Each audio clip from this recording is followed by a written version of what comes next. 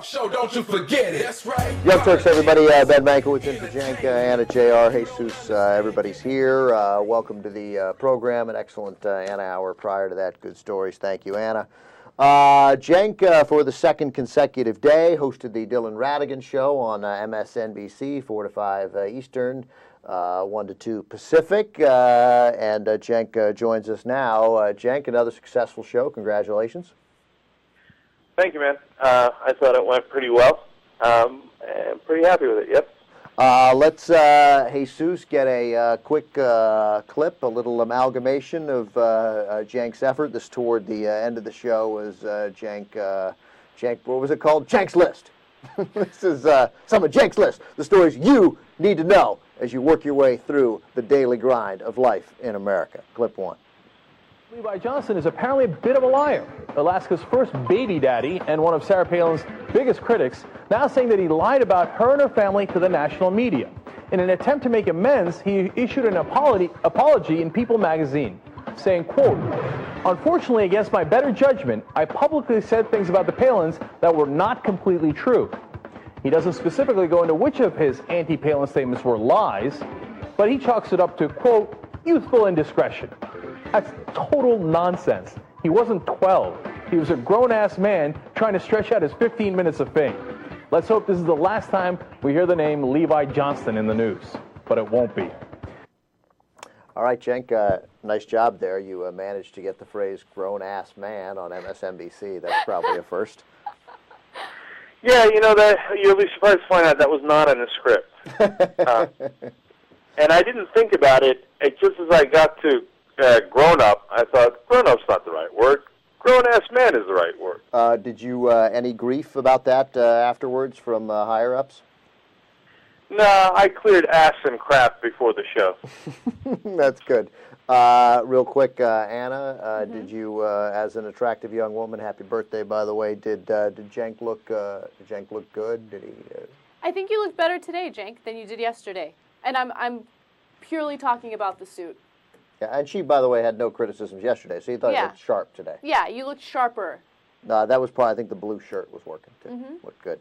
All right, let's play that. Let's play that other clip where he brings a couple of other stories. This is quick too. Well, first, actually, let's. That was nice on Levi Johnston. That was good. That was very Young Turksian to get that story onto MSNBC. Don't you think? Yeah. Well, I'll tell you what. This is really funny, actually. Last night after I did the Radigan show, I came home and watched you guys on YouTube. And I was like, damn, those were good stories. We should have done those stories. That's right. So then I took the pastor with the male escorts, and I did it on today's show. Yeah, no, we saw that, and we almost ran a clip of that, but since we did it yesterday, that seemed gratuitous. But you did that story. You did a nice job with that story, too. So here's a little, again, from Cenk's list. Here are a couple other stories. It's just a quick grouping, I think, of 2 or 3 stories. Jesus? Do you buy your songs on the web? Well, according to music legend Prince, that's so 2000. The artist plans to release his album only in CD format, saying, quote, "The internet is completely over. Adding all these computers and digital gadgets are no good. They'll just fill your head with numbers that can't be good for you." There's some chance numbers are good for you, but moving on, the wait for LeBron's big announcement is finally over. Well, almost. You'll still have to sit through an hour-long ESPN special to get the answer tomorrow. Rumors are swirling about which team the NBA free agent will pick. I'd watch it if they did it American Idol style and eliminated teams one at a time. Utah Jazz, you are not the team. That's a little bit more Maury Povich. Still a good idea. That was good. That was good. Like that was very much. That was very much you. Well done. Did you? That was, I take it, your own little creation there. Yeah, it was. But you know, the funny thing is, I mean, look at our conversation now, right? How much more? I mean, that's so TV. This is so much more relaxed in so many ways. I know we have the luxury of so much more time on TYT. You know. But, you know, so that was good. No, I was very, very pleased with all that. It's just, I like to have the conversation. So, for example, on LeBron, what do you think? Is he being a douche by doing this whole big hour-long thing? No, I don't. Let's get to that in a quick sec. But I'm going to agree with you on obviously there's a difference between TV and this type of show, either whether it be radio, which people listening on XM now, or at theyoungturks.com, or who eventually check out the clips on YouTube. But there's also something to be said, and Anna, we got through a lot of stories today in the previous hour, and there's something, we get bogged down, and I do in almost everything I've ever done, get bogged, and we slowed down on Mel Gibson, but it was good. Yeah. Yeah, Mel Gibson caused us some trouble. That was probably my favorite story of the day. Yeah, but it's good to get through. Like, you can take a lesson from TV, which is move along, but also don't move along to the extent that you don't have thoughtful conversation about it. Absolutely, I agree. So look, I want to tell you one quick story, Cenk, about LeBron, and it's a power of Hollywood story. I don't think he's being a douche because he's raising all this money, and I don't think it matters and anyone will care in 48 hours. Like, maybe he is, but who cares? But so I went to lunch today at a medium-range Italian restaurant with Michael Schur. That's why you smell like garlic. I couldn't smell more like garlic. I can I'm smell totally it, but I kidding, can smell by it through my nose. It's brutal. And so and to watch the World Cup game. By the way, Spain's going to win the World Cup. I do have one quick suggestion for soccer. I don't know whether anybody here will agree with me. It's one small rule change that I think would make a great difference to the game. They can use their hands. I think it could really shake the game up. So I'm there eating, and I'm talking about. I've been following on radio the James story, and Bosch and Wade are going to Miami, and I'm updating the guys at the table because I've just heard about what it means for James and these various sports permutations, and I'm filling them in because I've just heard it on radio. And this guy overhears our conversation, and he's like clearly an LA producer. He's like well dressed, he's showing a lot of chest hair, but he's well put together. He's like a 52-year-old guy with great looking hair. And he hears the conversation, and he leans over and he says to us, "Yeah, I overheard your conversation. He's not going to Miami. James is staying in Cleveland. It's a done deal. They're trading for Chris Paul, and he's staying in Cleveland, 100% certain, signed and delivered. Have a good lunch." And walks away. Right? I love L.A. Yeah, and he was so sure of himself that I thought, that's a done deal. He's going to, he's re-signing with Cleveland, and they're trading for Hornets guard Chris Paul. That's obvious, right? And then, so I was searching the internet. Chris Paul, LeBron, right? And like, I'm shocked that it hasn't happened yet, that the story hasn't broken. And I realized that what that guy does is just go into meetings for movies and sell stuff. Like, he's so good. I've never met him, and I was positive what he was saying was true. Well, you see, let me use another word that MSNBC cleared. That guy is so full of crap. Yeah. Okay. I mean, but that's what's great about LA. That's why I'm so amused. There are all these guys who are just filled to the brim with crap, walking around and like, let me tell you something, okay? This is what's happening. There's no question about it. Yeah, but it's right. But it's like you always say, he was so confident. Like, he sold it so well. I'm going to be really disappointed if it doesn't happen. Because the random guy, I'm going to call him Theo. I mean, I'm so sure. It's like my buddy. I wouldn't recognize him in a lineup right now, but I was like, oh, I didn't know that. Well, all right. That's good move for Cleveland, getting Chris Paul. So I don't know what they're going to do for the whole hour. That's the whole thing. But if they took my idea, that would be a sick show, wouldn't it? Oh, my God. If they start, if they just start with, right, exactly, I mean, obviously they'd start with the Los Angeles Clippers. You are not the team. I mean, yeah, and then they eliminate the Knicks and the Nets, and then it's when we come back, Bulls, Cavaliers, Heat. We'll be right back. Oh, it'd be thrilling. Yeah, come on. Yeah. You know what I do well? I was going to say TV, but I just started doing TV. Media. I know how to put together a show. Yeah, no, that would be, well, I mean, they've already put together that show. You know how to take someone else's idea and do it for something else. And do it a little better. Right. By the way, apparently that show is going to be interesting. He's raising a lot of money in it, but they've come out with the first 10 minutes of that. He's going to make his announcement in the first 10 minutes. Oh, really? Yeah, it's not going to be drawn out through the whole show. Oh, you see, that's what everybody was going to be annoyed by. But then the next 50 minutes will be the most irrelevant 50 minutes of all time, right? Yeah, that's exactly right. I'll stick with my prediction even before this guy broke the news to me ahead of time. Even though obviously Chris Paul's coming to Cleveland, he's staying in Cleveland. Really? Yeah, that's what. Yeah, everybody's very sure of things. I'm going to ironically pull a Ben Mankiewicz here and say I have no frickin' idea. Oh no, don't get me wrong. I don't have any frickin' idea. I thought if we have to it's a pool, I have to pick. That's what I'm picking. But no, I don't know. And the guy on one of the ESPN guys who's a real reporter was saying what's fascinating about this is what you hear literally changes by the half hour. So could go a lot of ways. And the late runner here today is the Knicks. Still, believe it or not. So we'll see. So at MSNBC, just some of the producers were having a conversation. They're like, he's making the announcement in Connecticut. It's got to be New York. I'm like, yeah, it's because he's doing the announcement at ESPN, which is in Connecticut. Yeah, I wouldn't be reading into that. I don't know. We'll see. It's fascinating. The only way that would have been a clue is if he was doing the announcement in Akron. So, unless he planned to come out and be like, Akron! In the immortal words of Ron Burgundy, F off! I'm going to New York! Yeah. Yeah, that's true. That would be, I don't know, I heard somebody say on a talk show last night, I don't want to steal their line, that it would be particularly cruel to do a whole hour-long show where you don't go to Cleveland. To just that's what some people are saying now. But that's why they might have changed it to announce it in the first 10 minutes because they realized, this is going to be like rubbing it in. Yeah, so, there's permutation after permutation. It's not worth. There's why bother. Speculation's fun, but there's no point in anybody saying they've got it figured out because we'll find out in 24 hours.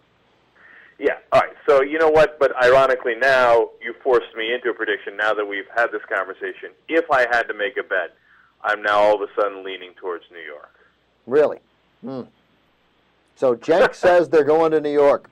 No, wait. Let me LA it up. Ben, let me tell you something, all right? It's a done. He's good out of my and the other person is. It's done. See, but I screwed that up. He's going to Cleveland. Right. They're trading for Chris Paul. And then Ray Allen signs with the Cavaliers too. Cavs win the championship in 2011. Write it down. Done. Signed, sealed, delivered. Already happened. It's already done. It's already done. The season's over. We're already looking at the 2011-2012 season. You know what? That's also a done deal. That's right. It's also a done deal. Oh, my goodness. What's the point of even playing? I just wish the NBC, whether it will work for the Heat, whether it will work for anybody, I just wish the NBA season were long enough so that we would be able to determine it. Uh-huh. No, I'm kidding. All right. All right, man. Well, that's the news from New York. All right. Well, great job. And if they don't have you back, they're foolish. All right. Well, you know who's having me back is TYT. I'll be there tomorrow, and we'll take it from there. All right.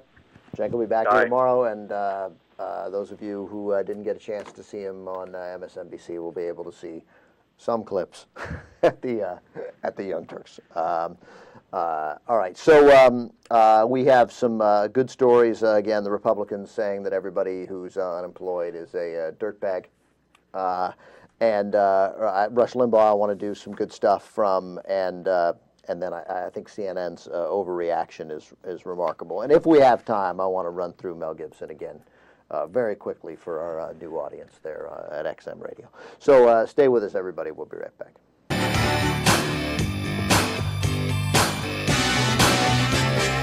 Picking up prisoners. Back in the Young Turks, Ben Mankiewicz in for Jank. A new report, Anna, suggests that more high school graduates in Florida are skipping college. The number up from 33% last year. 35% of graduates, obviously people who don't graduate go to college, but 35% of graduates last year had no plans to attend college. Not like they didn't get in. They don't even want to go. Right. National average at 30%.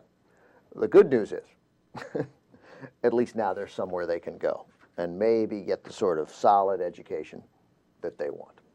Oh, that's true. That's true. And that solid education could be found at Beck University. Yeah, GBU. GBU. Glenn Beck has started his own online institution where people can learn about things that don't matter. The Titans. All right, so he's serious. His website indicates that Beck University is a unique academic experience, bringing together experts in the field of religion, American history, and economics. Through captivating lectures and interactive online discussions, these experts will explore the concepts of faith, hope, and charity, and show you how to influence America's past, her present, and most importantly, her future. You want to go out drinking tonight? No, I have hope tonight. I'm going to learn about faith tomorrow. Yeah, I can't. I have Hope 101. Come on. All right, anyway, it's a funny story. It can't be an accredited university. Right. It's not. But what's interesting about this is there's an actual political science professor from a university in Louisiana. Yeah, LSU, Louisiana State University. Right. His name is Professor James R. Stoner, Jr. Yeah, that sounds made up. But we should, we got to look into James R. Stoner. He said, he told a magazine called Inside Higher Ed. Inside Higher Ed. He was delighted to accept Beck's offer. Yeah, it seems like a joke. Professor Stoner talking to Higher Ed magazine. Anyway, we'll see. It's a great story, except it's part of the destruction of America. Other than that, it's a great story. Professor James R. Stoner, Jr. Oh, yeah, what'd you find out? Department of Political Science, Stubbs Hall, Louisiana State University. All of his info is right here. Curriculum vitae. He went to He went to Harvard University, PhD from Harvard in 1987. You're kidding. Has teaching and research interests in political theory, English common law, and American constitutionalism. Yeah, I mean, I get it. There's plenty of conservatives go to Harvard. I got it. But why would you ruin your career? Right. Why would you ruin your career? That's what you're doing right now. Just be a conservative professor at LSU. I got it. Right. You're making yourself look like a clown. You're making yourself look like a joke by associating yourself with Glenn Beck. You went to Harvard. Why are you throwing that down the drain? Do you think maybe that the Higher Ed Inside Higher Ed magazine is phony? That like they made up because his name is Professor Stoner? And they're like, no, we're going to be Inside Higher Ed magazine. Call Professor Stoner, see if they want to join Glenn Beck's magazine, Glenn Beck's college. What are we looking at? Photo. We're looking for James R. Stoner. Oh, we're looking for. He'll be on your. There he is. Oh my God! Really? Really? I realize some of you are listening on the radio, but he looks like Ed Grimley's dad. Oy. All right. Well, first of all, if anybody could fall for a fake magazine, it's that guy, Professor Stoner. All right. A less amusing story. Octavia Nasr, she was CNN's senior editor of Mideast Affairs.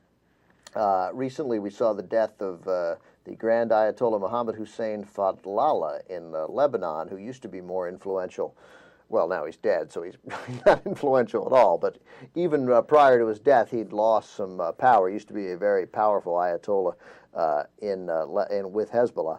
Of course, based in Lebanon, and she tweeted, this is an example of the new media getting you into trouble when you only have 140 words to convey a point. So CNN senior editor of Mideast Affairs tweets, sad to hear of the passing of Syed Mohammed Hussein Fadlallah, one of Hezbollah's giants I respect a lot. So that's what she says. Now, a little background. Fadlallah was well known for a number of what's described here in Think Progress as relatively liberal views. These don't really sound liberal. They're not liberal. They're the most mainstream views in the world, but they're liberal in the extreme world of Hezbollah, such as support for women's rights, ridiculous, and fatwas. Like you're against fatwas, liberal. And also he was against female circumcision and honor killings. So basically for women's rights, against fatwas, against female circumcision and honor killings. So he's civilized. He's for some degree of civilization. Mm-hmm. God bless him. But Nasr, that's the CNN woman, her comment was enough to spark, of course, fierce outrage from in the neocon world and the conservative world, because of course you can already tell what's going to happen. They went after her for supporting a Islamic cleric, because of course he was in Hezbollah, which means shockingly he's anti-Israel. Again, he's in Hezbollah, and he's apparently on the terrorist watch list, and has been for some time. Again, though, as a member of Hezbollah, he was an influential spiritual leader. But he continued to call for the elimination of Israel and was designated a terrorist by the U.S. So now there was all this panic among the conservatives and screaming and hollering, which they do all the time, and CNN panicked, right? And so did the Simon Wiesenthal Center, which called Fadlallah an international godfather of terrorism, and they put pressure on CNN. Again, foolishly. So the network gets mad at her, and she apologizes, saying she was wrong to write such a simplistic comment. I like the part about the simplistic comment, but I hate that she said, I'm sorry. She says, I'm sorry because it conveyed that I supported Fadlallah's life work. I get that she said I should not have conveyed that I supported his work, and I like that she said it was overly simplistic, again, because she tweeted it. She said that's not the case at all. Pointing out, she said, I used the words respect and sad because to me as a Middle Eastern woman, Fadlallah took a contrarian and pioneering stand among Shia clerics on women's rights. He called for the abolition of the tribal system of honor killing, called the practice primitive and non-productive. He warned Muslim men that the abuse against women and against Islam. Saeed Fadlallah was revered across borders, yet designated a terrorist. Not the kind of life to be commenting on in a brief tweet. That's something I regret. So a good clarification, no question. Doesn't matter. Neocons still went, all conservatives went ballistic, and now, of course, she's been fired. CNN, a vice president, saying, we believe that her credibility in her position as senior editor for Middle Eastern affairs has been compromised going forward. They have shown no courage at all. Yeah, she was overly simplistic, but then, of course, the response to her, the angry response, is also overly simplistic. If you want her to say, hey, that's right, I was too simple. This is a complicated guy who's done a lot wrong that we don't like. We don't want guys calling for the destruction of Israel. But it's critical, of course, that we have a guy who we would support. I mean, calling Fadlallah merely anti-Israel and a terrorist is just as absurd as saying he's a great guy. Like, he is literally complicated. So, in a sense, firing her for pointing out that he's complicated is dangerous, because he's exactly the kind of Islamic leader, or was, in general, that we need to be dealing with. I mean, are we ever going to talk to these guys? If we're waiting for a leader over there to be pro-Israel, well, I got news for you. It's going to be a cold day in Islamabad before we make any progress. I don't think that makes any sense, but I think you know what I'm saying. I think that I think the real issue here is that CNN is so scared of anyone associated with them sharing any type of opinion, regardless of what the opinion is, especially if it's some sort of political opinion. She made a tweet. How does that in any way, shape, or form change the way that she has done her job in the past, or affect the way that she's going to do her job in the future?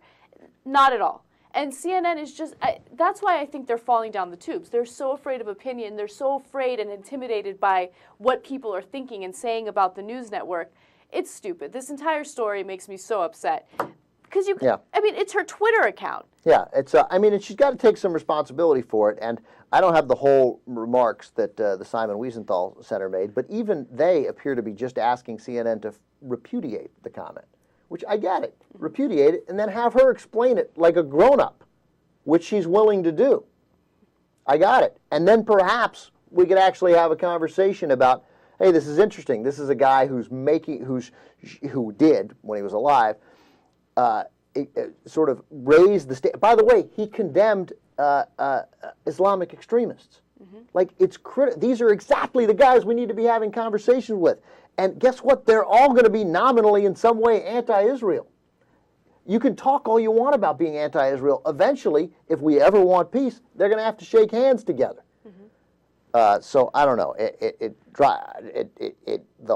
It's not just wrong; it's dangerous. I don't know this guy, and it doesn't matter. And being anti-Israel and hoping for the destruction of Israel is dangerous and not in the United States' interest. But having everybody in Hezbollah be unwilling to ever mention the other things that they do, even if they're incredibly progressive in that world, right, is absurd. It is. And will never get anywhere and will never make any progress. I feel like the way that at least the people who are calling for it, I'm not even sure if they're calling for it to be fired or not, but the ones who are against I'm sure the conservatives were calling for it to be fired. So from that side, they're saying, as Anna, you were saying, they're thinking, oh my God, if she says a nice word about someone who has done bad things and has died, then maybe she's reporting things in a way that's favorable to another point of view that's against America's interest in this kind of way, or conservative interest, or some kind of way. Because as it goes back to the old story from Rolling Stone, and I forget the author's name, but everyone's mad at him because he said things a certain way, and it wasn't like propaganda enough for our side. So they're thinking all journalists are like that because that's the way their circle of journalism is. They're thinking we're supposed to be like saying things that are helping out our guys that we talk to. So they think if she has any kind of thought, a good thought about anyone else, she must be doing things against the interests of America because that's the way the bubble of this part of journalism is now. And it's all messed up. I think that's the way it's supposed to be. And no doubt that this guy was responsible and was, for crying out loud, Hezbollah responsible for the 1983 attacks that killed 241 American servicemen, and this guy was a Hezbollah leader at the time. But again, what are we trying to accomplish? Like, what do we want to do now? And what is her responsibility as a reporter? And it is totally to make sure we understand the complicated nature of this. And if you want to just decide that because everybody goes, then because everybody's the same, they're all the same, and they're all nuts. And JR, I think you're right, but I think what they really want to do here, it's not. They don't even need to think it out. It's not even that. Here's an example to point out that the liberal media is not just is in bed with Obama and the rest of the Democrats, they're in bed with the jihadists, like worse. Yeah. I love when they make claims like that. I think it's so funny. But my question to you is, do you think that if she had written an article where she is both condemning and praising this guy, condemning him for all the terrible things he did, and then praising him for what he did in terms of women's rights and things like that, do you think that the conservatives would still... No, I don't think they might have given her a hard time, but they wouldn't. If she had written like an obit of him that said, Fadlallah, Saeed Fadlallah's death, a complicated legacy, and had even emphasized the other stuff, hard to mourn a death of a Hezbollah leader who showed such progress. Yes, this is all stuff, but what are we supposed to do in this world? She made some of the genius points that I made.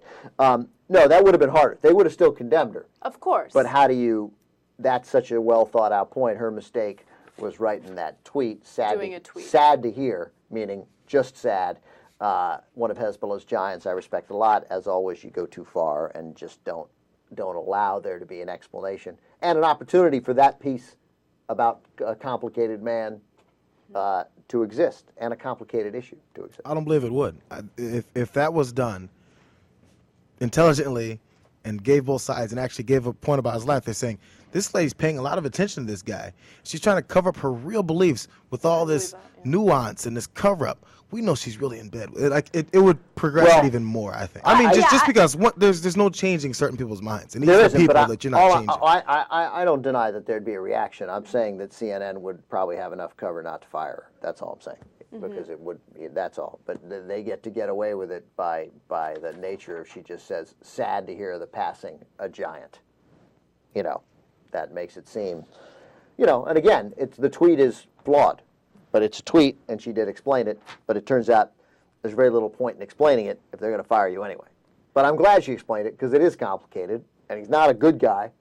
But the longer that we go, I'm repeating myself. The longer we go just condemning everybody because they're all the same, and condemning them for past sins. For crying out loud, you could have condemned Anwar Sadat for past sins, and Egypt and Israel shook hands and made a peace deal, which is held for 31 years, which I would think we're all happy with, except probably conservatives, because I can't believe they made that deal.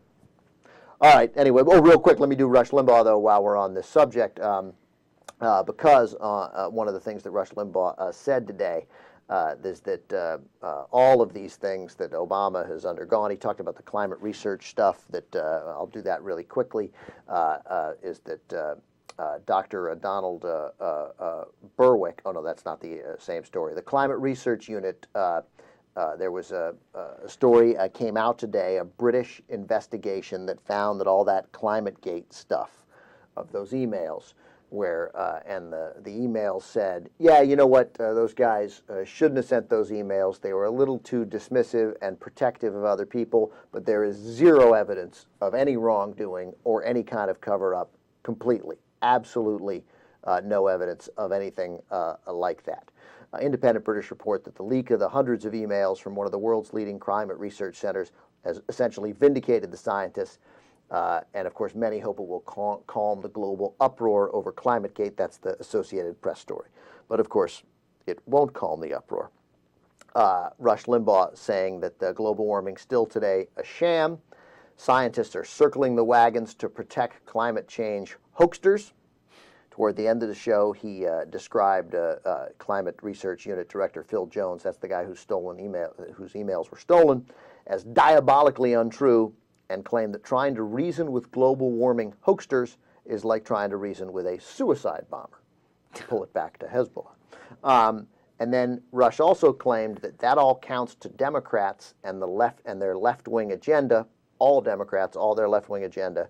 And his examples of that were saying that Obama would pardon Osama bin Laden and Charles Manson if it was able to further his agenda. I pardon Osama bin Laden because it might help me with health care. If we can get financial reform through, I'm going to let Charles Manson go. You know, I think it would help. I think it would move things along. If I can get the public option back, Manson out of prison. And again, nobody cares. Rush Limbaugh just goes on in his mainstream way. All right, we'll come back. We got more good stuff. Stay with us. Back on the Young Turks, Ben in for Jank today, and J.R. Jesus here. By the way, that's Dan Hartman. I had my first car accident listening to him in 1984. Not a good accident either. Everybody was okay, but my car almost hit somebody and then drifted off a cliff. Your car drifted off a cliff? Yeah, it didn't, but it hit. I Almost. skidded over a road, the double line. I hit somebody else. It was really wet. I skidded on leaves, and then I rolled back and back and back and back. Cliff is a strong thing, but it would have fallen like 25 feet. Who knows what happens? Oh my God! It didn't, I anticipate a good 80s story every time I play this. Every time Ben's on, I anticipate it. I look for it. Yeah. Well, anyway, I mean, yeah, it was a bad guy. As soon as I hear it, I think of that car accident. It's the first real car accident I've had. I've had a lot since then. All right. So unemployment. Obviously, Republicans continue to filibuster the unemployment extension, and. It turns out that one reason perhaps why, you think it's just because they're worried about the deficit. Nope, turns out everyone trying to get the unemployment extension, everybody on unemployment really, are shiftless, worthless, lazy drug addicts. Right. Yeah, well, you knew that. Of course. I mean, anyone who gets unemployment, they just want to sit on their butts and do nothing else. Back in March, John Kyle, senator from Arizona, unemployment insurance, quote, doesn't create new jobs. In fact, if anything, continuing to pay people unemployment compensation is a disincentive for them to seek work. Do these people know how much individuals get in unemployment? I think that they have this weird idea where people get thousands of dollars each month and they're living this lavish lifestyle, going and having lobster dinners in New York. Yeah, well, we're going to get to exactly how much it is. Last month or earlier than this, 2 months ago in May, Judd Gregg from New Hampshire extending benefits undermines the economic recovery. That basically keeps an economy that encourages people to, rather than go out and look for work, to stay on unemployment. Again, as we see the unemployment numbers skyrocketing, we know the economy is tanking. We know we're not creating we are creating new jobs, but not to recover from the jobs we're losing. Actually maintaining that what's happening here is folks not going out to look for jobs. Like, the jobs are there. Yeah, people just aren't looking. They're just sitting on. By the way, it's not just Republicans. Jason Altmaier is in a conservative district from Pennsylvania, congressman. He was, when he tried to push party leaders to scale back a domestic aid bill. At some point, he says you have to take a step back, look at the relative value of unemployment benefits versus people looking for jobs. Dianne Feinstein, here from California, said essentially the same thing, although it should be pointed out, at least in her benefit, she has voted to reauthorize benefits every single time. So although she said some stuff to suggest otherwise, then there's all this stuff like the anecdotal stories that guys hear and trot out. So John Linder, who's a rep from Georgia, he quote, "Even when businesses are willing to hire, nearly 2 years of unemployment benefits are too much of an allure for some." And then he was at not even his district. That was a Detroit news story about landscapers having trouble hiring unemployed folks who'd rather stay on the dole. My favorite expression. The evidence is mounting, he says, that so-called stimulus policies rammed through Congress are doing more harm than good. And then there's Orrin Hatch, from, of course, Senator from Utah. He wants to drug test the unemployed. Oh, my God. A lot of people are saying, hey, it's about time. Why do we keep giving money to people who are going to use it on drugs instead of on families? That's right. That's what happens. You know, time after time, you'll see these Republicans making claims that have absolutely no evidence to back it up. Like, really? Okay, what are you basing that assumption on? Did you read some sort of study that told you that people who receive unemployment are drug dealers or addicted to drugs? Do you have any bit of proof? No, I'm just going to make crazy assumptions with absolutely no evidence. And there are people out there in the U.S. who will listen to it and believe it. No, that's what we're hearing. We're definitely hearing it. To be eligible for benefits, guys, a person is required to have been laid off for economic reasons. So you have to have lost your job. It just can't be that I haven't had a job in 6 years, that I've been lazy and shiftless my whole life. I've been putting my feet up in my house and watching Maury Povich. You have to have actually lost your jobs, and through no fault of your own. You can't have quit your job. The benefits total 74%, so 3/4 of the poverty threshold for a family of four. There are 5 job seekers for every job available, and a full third of the nearly 15 million unemployed don't receive benefits in the first place. So, yeah, I'm sure you can find a story of people don't understand numbers. They're all like Prince. So, well, you heard it from Cenk at the beginning of the show there. The internet is all about numbers, and it's going away, the internet. But, like, yeah, I mean, if the overwhelming majority of people, again, if it's 74% of the poverty threshold and you have to get fired through no fault of your own, and there are 5 jobs for every one, that doesn't mean there are 5 people going for every job. What it means is there's 100 people going for every 20 jobs, but among those 100 people might be somebody who's like, no, I'm not going to go for the job. I'll just take my benefits. Yeah, I got it. And the other 99 people, so you want to cut the benefits off because you found one guy who is going to take the $1,200 a month, meaning $13,200 a year? No, he's good. He's fine. Or whatever that is, $14,400. I can't imagine living on $13,000 a year. Yeah, I mean, it's just, it's so little money. And again, 5 job seekers for every job. It's insane, insane. And by the way, obviously, you don't even need, The Daily Show just did a piece on this, you don't need any kind of degree in economics, you don't need anything to totally understand that these benefits, which aren't that much money in the overall scheme of things, well, we got a $653 billion defense budget, they help the economy. Because if you don't give these folks money, they can't even pay their rent. They spend literally no money. Like, this money gets put right back in. It's not the biggest economic stimulus there is, but there literally isn't an economist in the country who doesn't think that it's a little bit of a stimulus. And Fox News goes around suggesting, I wonder who these economists are. If we can find an economist who really thinks it. Every economist thinks it. So anyway, it's crazy, and but nothing tops Orrin Hatch's that we ought to drug test him. Because a lot of people are saying it's about time. If you're just going to go out and use it on drugs, I think we should. How would that work, Who by are the a way? lot of people, too. Like, Do you know how to get unemployment benefits? I've gotten. Have you ever received them?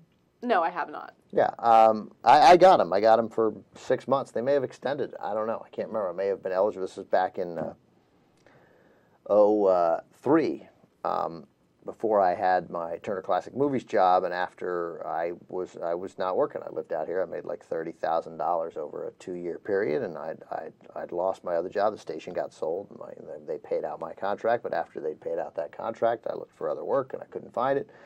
And you pay into it, and you got to go. It's a long process, but also you call in after a while once they've established that I don't know. Will you drug test over the phone? Anyway, it's ridiculous. We did it in the first hour, but I would.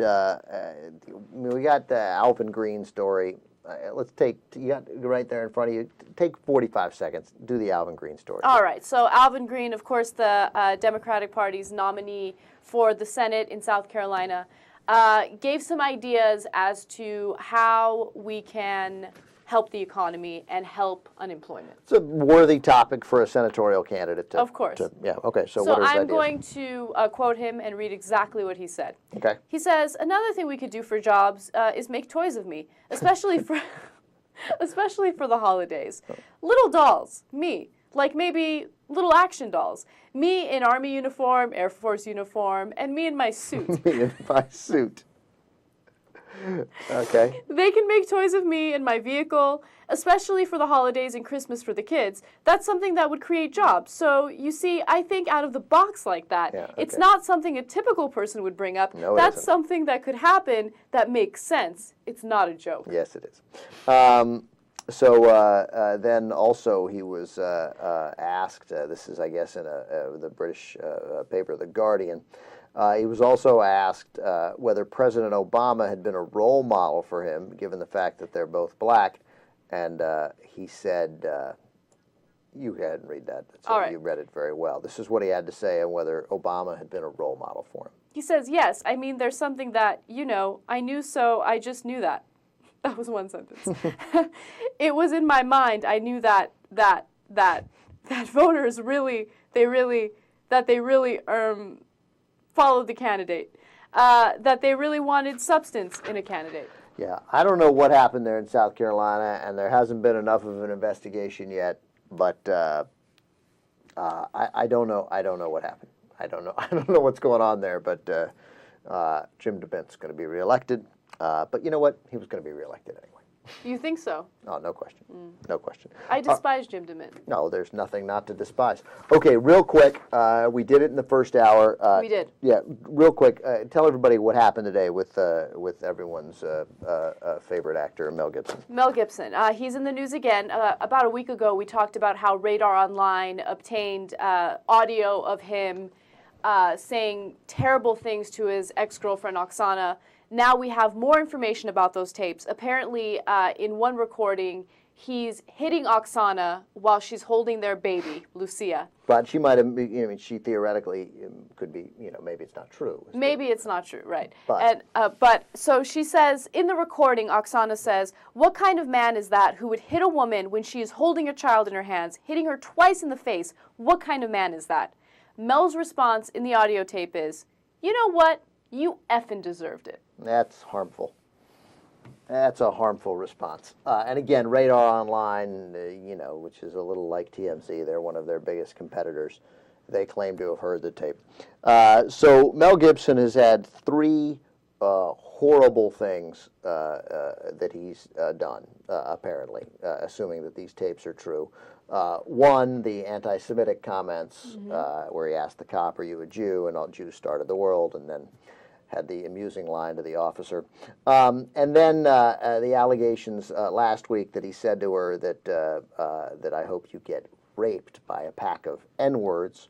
And then the allegations here that he's hit her. So we did a poll here finding out what was the most morally offensive thing and what was the thing that hurt his career.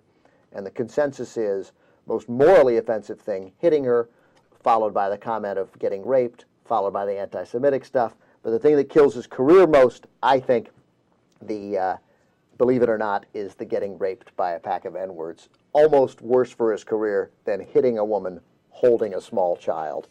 But really, we're talking about a guy whose career is over. But go to theyoungturks.com and please share your thoughts over which is most morally reprehensible thing that Mel Gibson has done and which hurts his career the most. Cenk, after 2 days on the Dylan Radigan Show, is back tomorrow. Anna, JR, Jesus, thanks very much, guys. Appreciate it. Ben Mankiewicz, and see you later.